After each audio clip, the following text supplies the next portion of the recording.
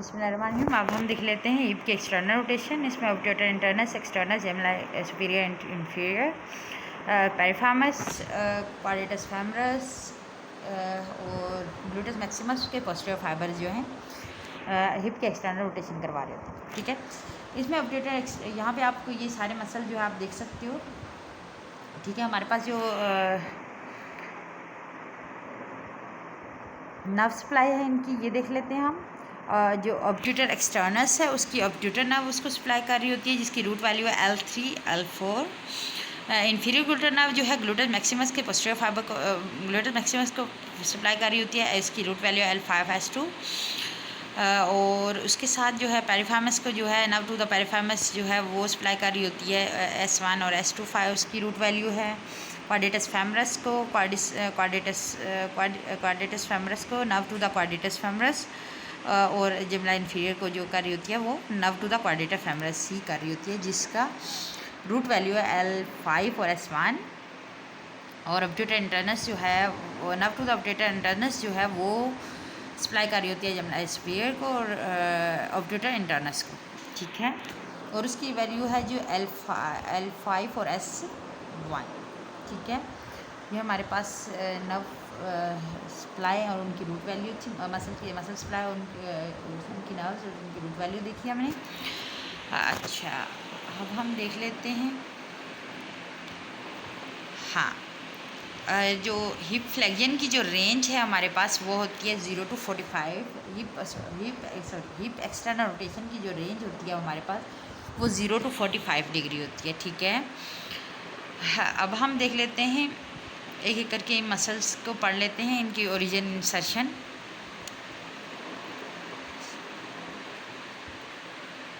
ऑब्ट्यूटर एक्सटर्नस जो है हमारे पास obturator membrane external surface of ischium ramus से आ रहा होता है और प्यूबिस से आ रहा होता है, उसके इंफीरियर रिम से और पेल्विस से laser pelvic cavity inner surface से जो है ओरिजिनेट कर रहा होता है। इंसर्शन जो है फेमर पे है और ट्रोक्लेंटिक फोसा में जो है इसकी इंसर्शन हुई है।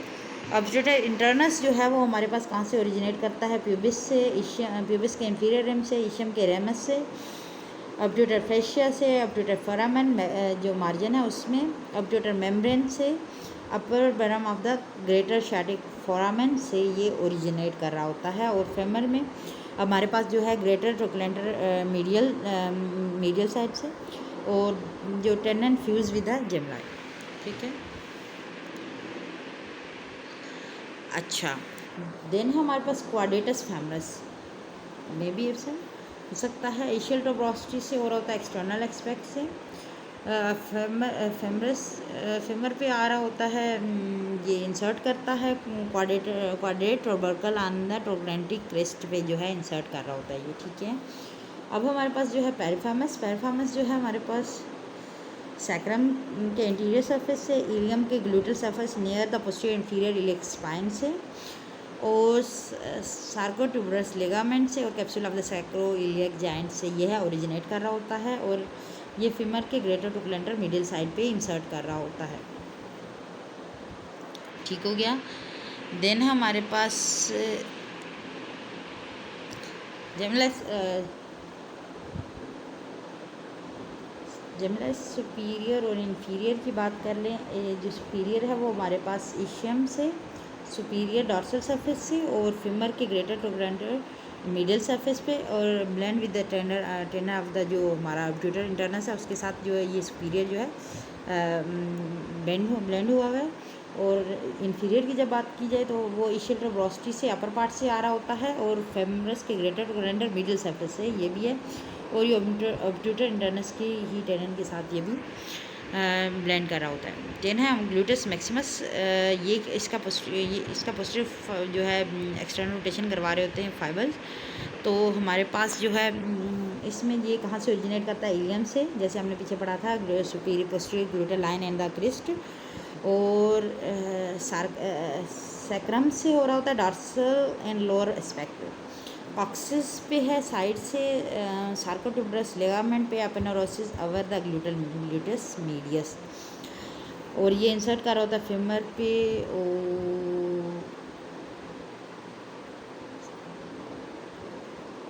यूलेटरल टिब्रोसिटी पे iliotibial track of the facial एटा पे इंसर्ट कर रहा होता है।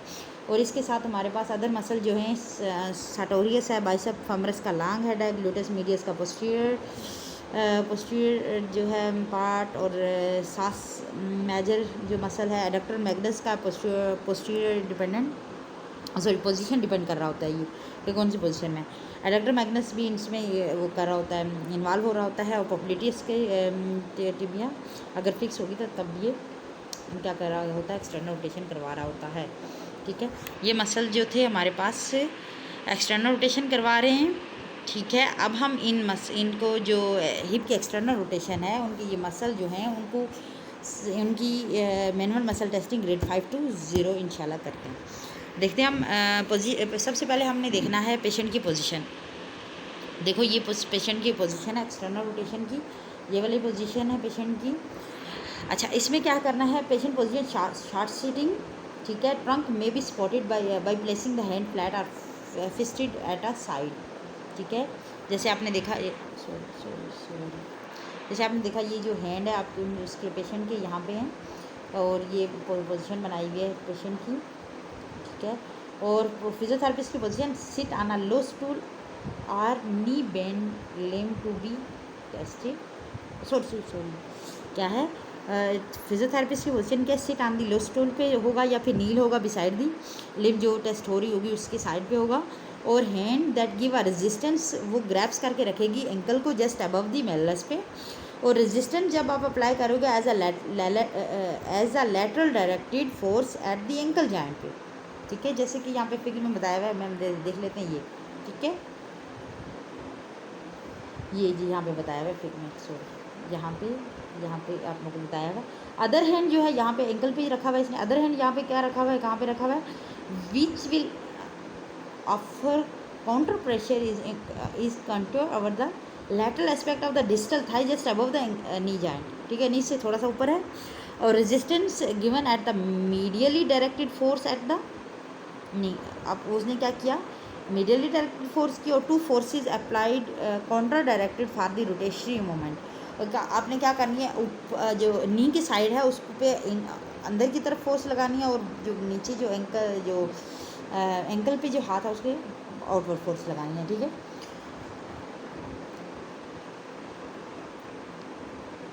एक को मीडियल साइड पे फोर्स है और एक ऊपर मीडियल और नीचे लैटरल साइड पे। मीडियल साइड पे फोर्स है और यहाँ पे लैटरल साइड पे। ठीक हो गया।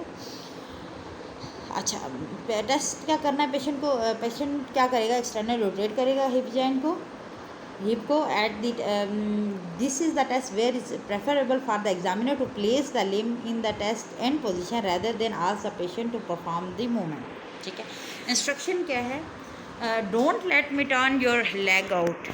ठीक है, ये पेशेंट को इंस्ट्रक्शन देनी है। ग्रेड 5 में हमने पढ़ लिया है पहले भी, hold at the end range against maximal resistance. और ग्रेड 4 में क्या किया, hold at end range against strong to moderate resistance.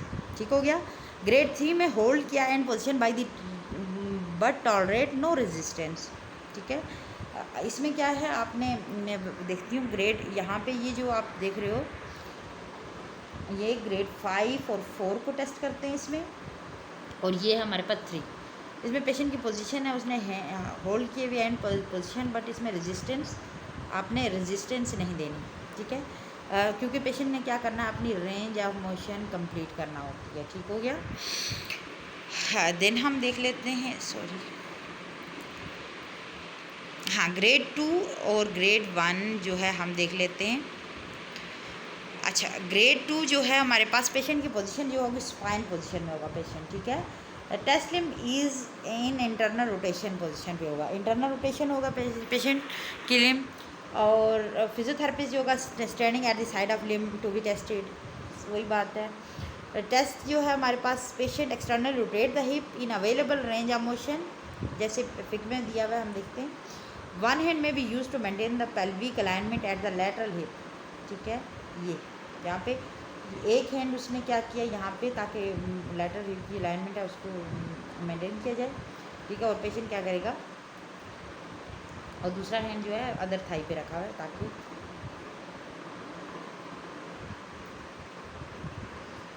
ठीक हो गया। इंस्ट्रक्शन क्या कहनी है फिजियोथेरेपी, इंस्ट्रक्शन पेशेंट को क्या देनी है, रोल योर लेग आउट, ठीक है। ग्रेड 2 में क्या है, पुअर ग्रेड पुअर है होता है क्योंकि इसको हमने ग्रेविटी एलिमिनेटेड पोजीशन में करवाना होता है। तो complete external rotation range of motion as a hip roll past the mid line and minimal resistance can be offered to offset the assistance of the gravity, ठीक है। अल्टरनेट टेस्ट इसका आप कब किस तरीके से करवा रहे होते हो,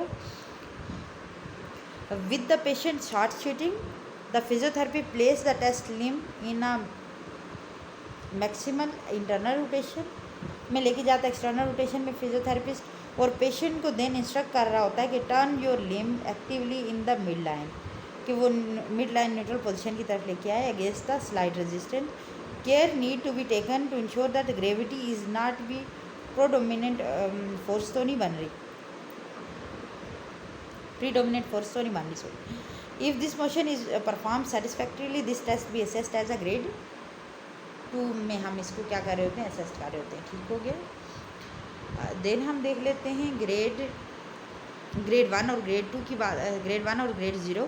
इसमें पेशेंट की पोजीशन क्या होगी, इसमें जो पेशेंट की पोजीशन है ग्रेड 1 में जो है हमारे पास पेशेंट की पोजीशन स्पाइन होगी with test limb is placed on the internal rotation, ठीक है।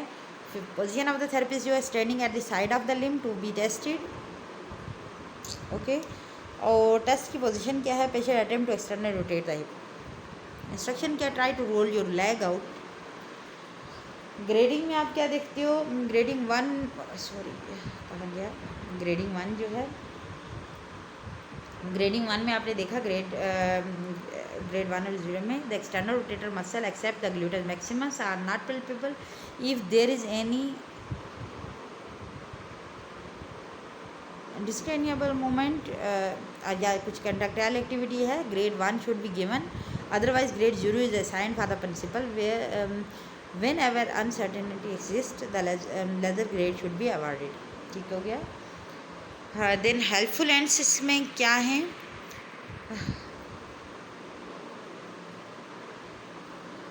there is wider variation in the amount of hip external rotation range of the motion that can be considered normal.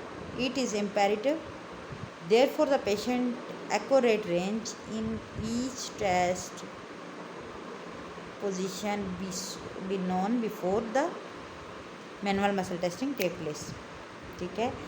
there is a greater range of rotation at the hip when the hip is flexed then when the extended, probability secondly to relax the joint structure, ठीक है, ज़्यादा हो रही होती है क्योंकि structure जो है लेक्स हो रहे होते हैं। In short sitting test the patient should not be allowed to use the following motion, lest they add visual distortion and contaminated the test result, ठीक है। क्या क्या है, lift the contralateral buttock off the table or lean to in any direction from the to lift the pelvic.